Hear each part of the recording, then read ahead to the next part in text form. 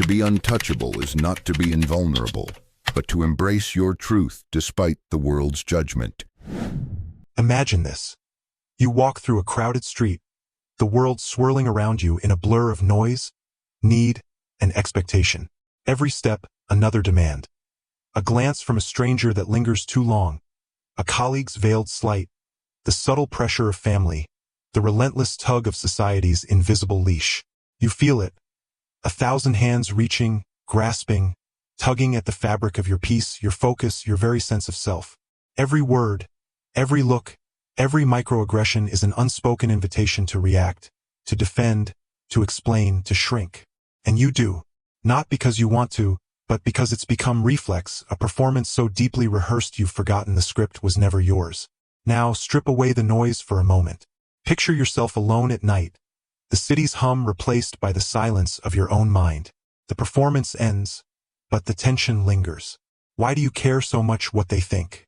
Why does a stranger's sneer, a lover's silence, a parent's disappointment cut so deep? Why does the world's judgment feel like a blade pressed against your worth? You replay conversations, dissect your smallest mistakes, offer invisible apologies to people who have long forgotten you. You are haunted by the phantom of external validation, by the desperate need to be understood, accepted, untouchable. But untouchable to whom? And for what?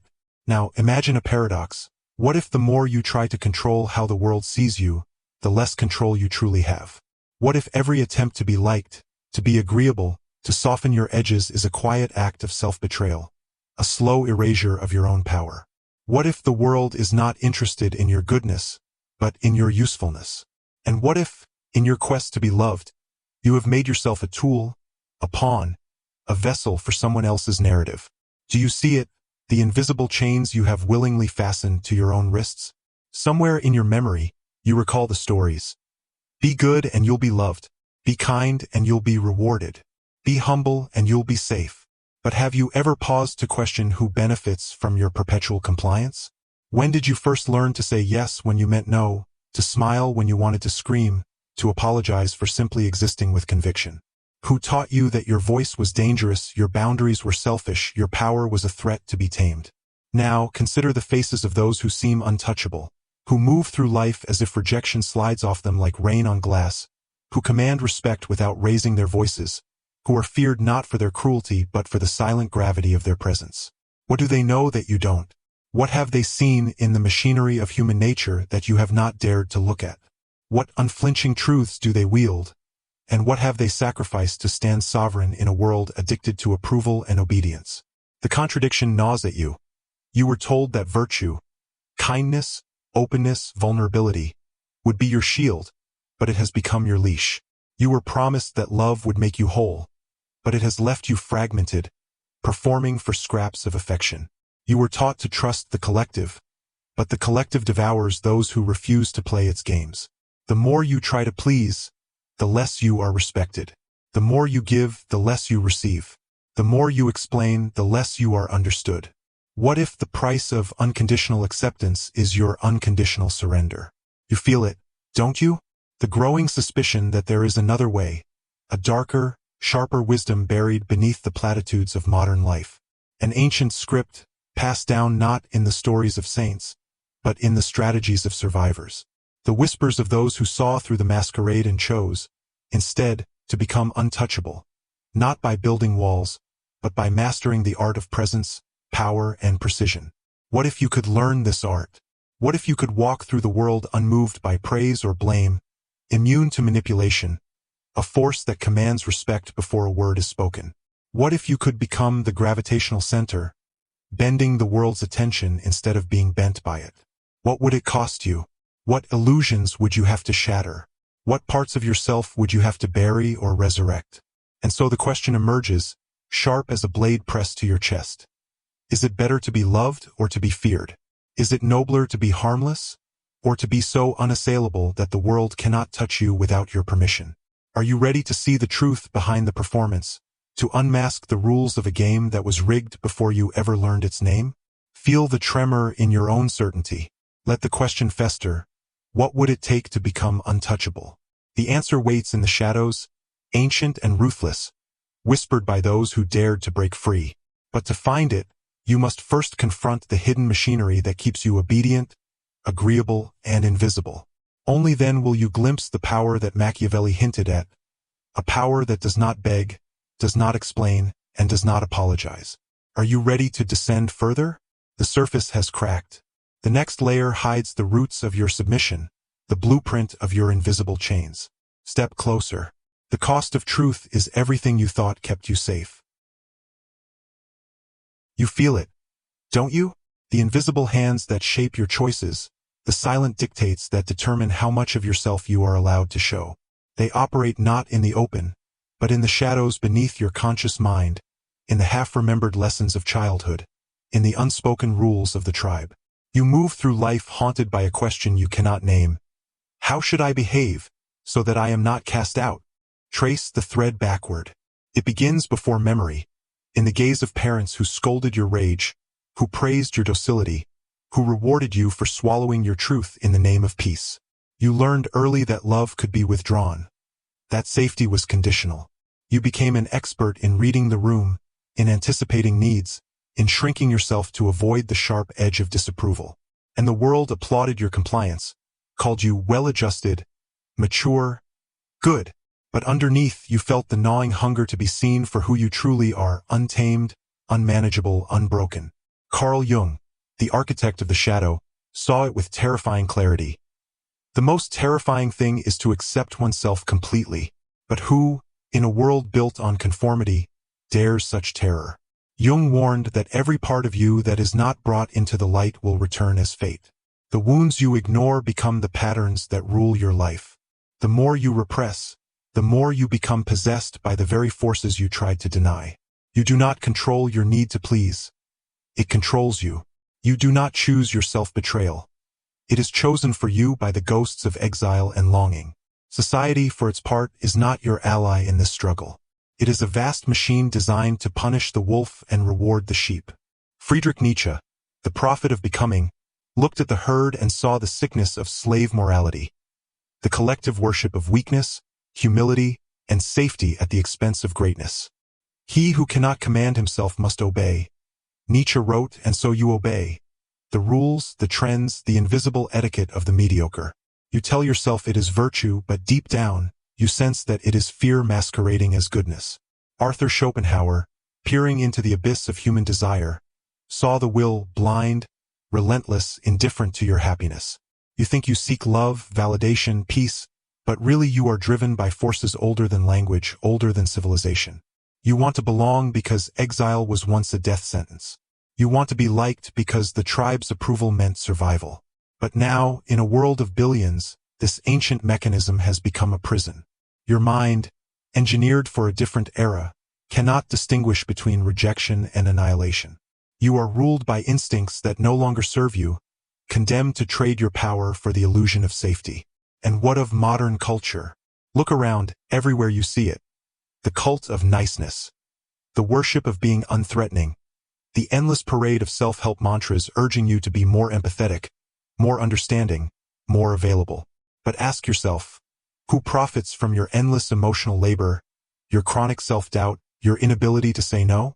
Who benefits when you are always the one who bends, who explains, who apologizes for the space you occupy?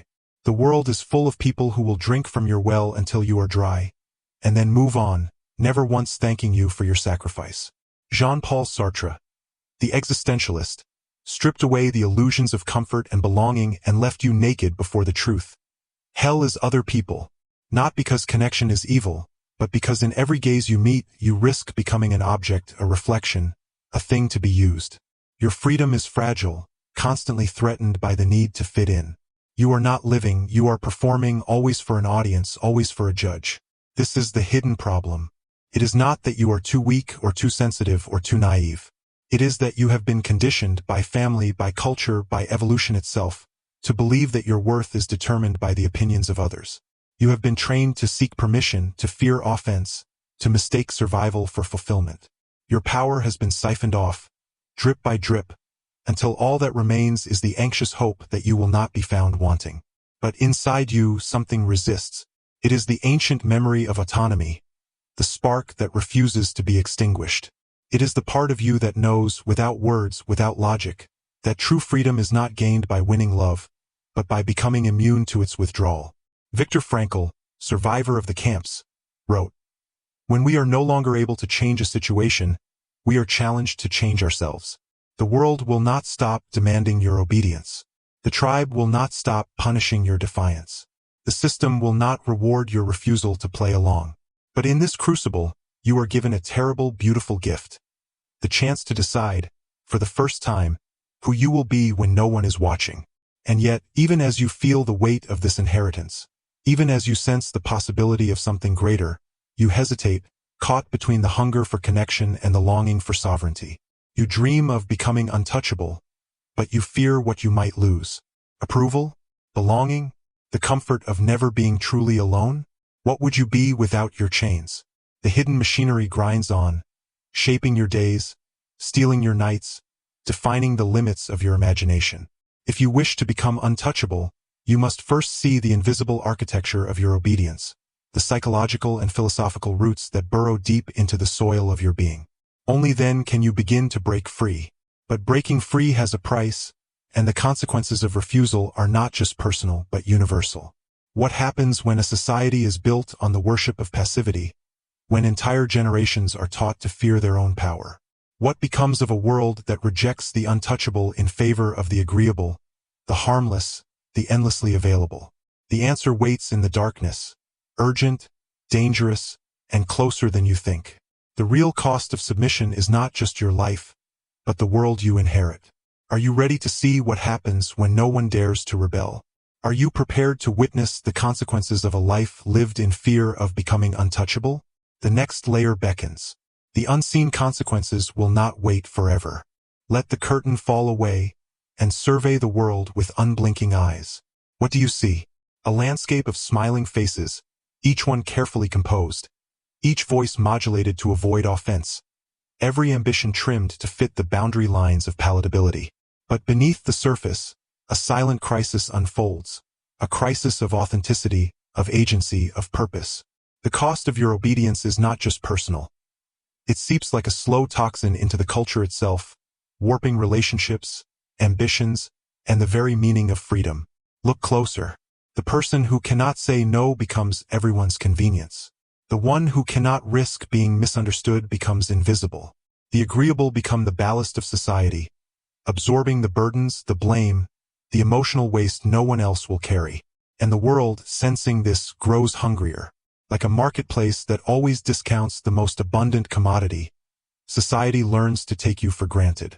Each time you defer, you shrink. Each time you apologize for your truth, you bargain away another piece of your sovereignty. Each time you explain yourself to those who never deserved an answer, you reinforce the cage they built for you. How did it come to this? The answer lies in the architecture of your mind, in the very circuitry of your brain. Neuroscientists have shown that human beings are hardwired for social survival. The pain of exclusion activates the same neural pathways as physical injury. You are programmed to avoid rejection at nearly any cost. Not because you are weak, but because your ancestors who risked exile rarely survived. This evolutionary inheritance, once a shield, has become a muzzle. Now you flinch at the shadow of disapproval. Now you mistake discomfort for danger, and so you trade your birthright for the fleeting comfort of being liked. Yet, there is a deeper, more insidious force at play, the tyranny of cognitive bias. Confirmation bias, the tendency to seek validation for what you already believe, traps you in echo chambers of approval. The spotlight effect convinces you that the world is always watching, judging, remembering your smallest missteps. The availability heuristic ensures that the pain of a single rejection will outweigh 100 moments of quiet acceptance.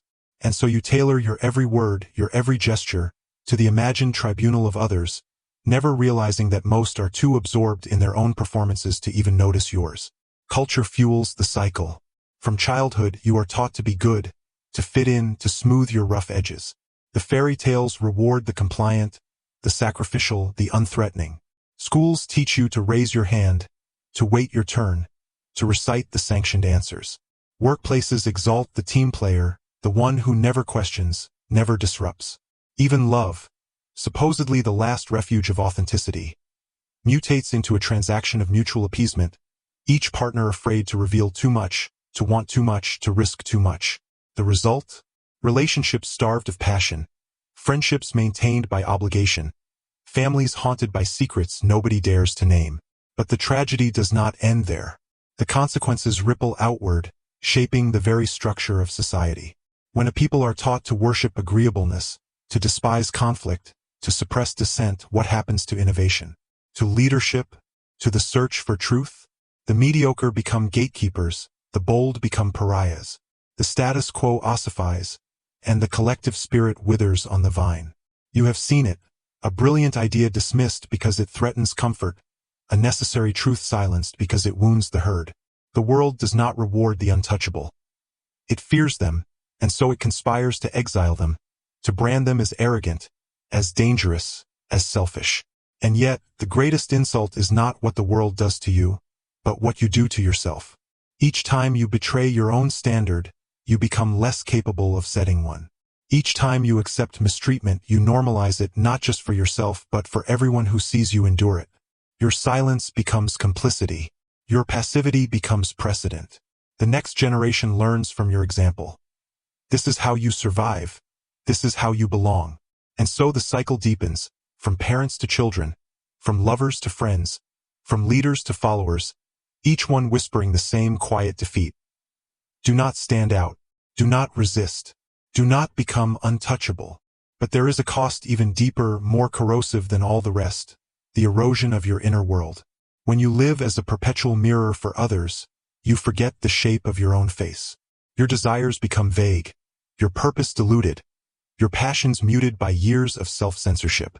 You lose the taste for risk, for adventure, for the kind of love that demands something from you beyond obedience. You begin to envy the very people who once unsettled you, the untouchable, the unapologetic, the sovereign. But envy, untransformed, curdles into resentment, and resentment, unexpressed, festers into despair. This is the hidden epidemic. A world full of people who smile on command, who nod when they want to scream, who swallow injustice because they fear the loneliness of defiance. A world where authenticity is so rare that it is mistaken for arrogance, where boundaries are so unfamiliar that they are read as hostility, where self-respect is so absent that it is condemned as narcissism. You see the symptoms everywhere.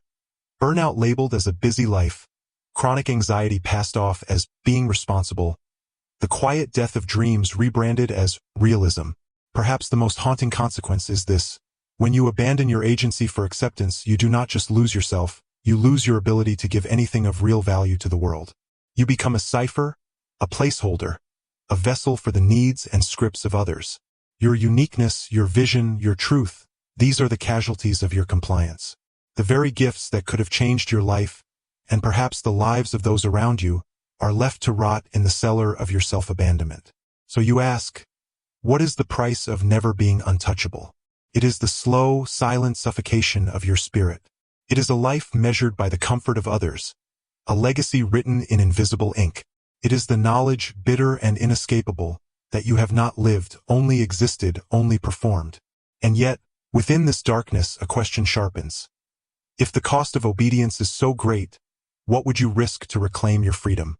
If the world punishes the untouchable, what secret have they discovered that makes exile preferable to submission? What if the only antidote to this epidemic is rebellion, not of rage, but of ruthless clarity, of self-mastery, of a new and dangerous way of being? The moment of reckoning is at hand. The unseen consequences have revealed their face, and the next step is the only one that matters. Will you remain a mirror, or will you become the fire that cracks the glass? The rebellion waits, radical, terrifying, and more vital than you have ever dared to imagine. Are you ready to break free? Step into the arena of your own life, where the stakes are higher than you've ever allowed yourself to believe. The path to becoming untouchable is not paved with comfort.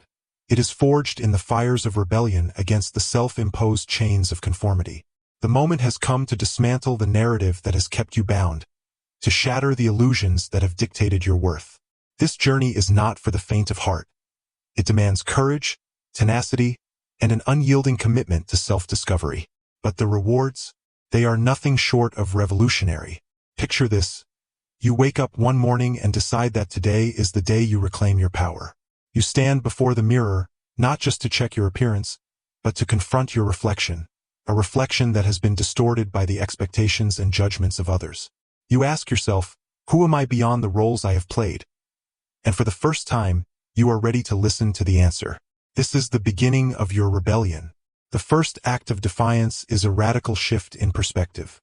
It requires you to embrace the discomfort of being misunderstood. You have been conditioned to believe that acceptance is synonymous with validation, that being liked is more important than being true. But what if you could live in your truth, unapologetically? What if the very act of being yourself, raw, unfiltered, and real, became your greatest strength? This is not about being abrasive or dismissive. It is about cultivating the courage to be seen, to be heard, to stand firm in your convictions, regardless of external approval. Machiavelli, the master of political strategy, understood this deeply. He taught that power is not merely about domination. It is about perception. To be untouchable is to command respect without the need for coercion. It is to remain steadfast in your beliefs, to create an aura of strength that disarms those who would seek to manipulate you. Ask yourself, what would it take for you to embody this strength? What beliefs would you need to dismantle? What fears would you have to confront? Next, take a hard look at your relationships. Who are the people in your life? Are they mirrors reflecting your highest self? Or are they anchors dragging you into the depths of self-doubt? The moment you begin to assert your boundaries, to prioritize your needs, you will notice a shift. Those who truly care for you will respect your choices.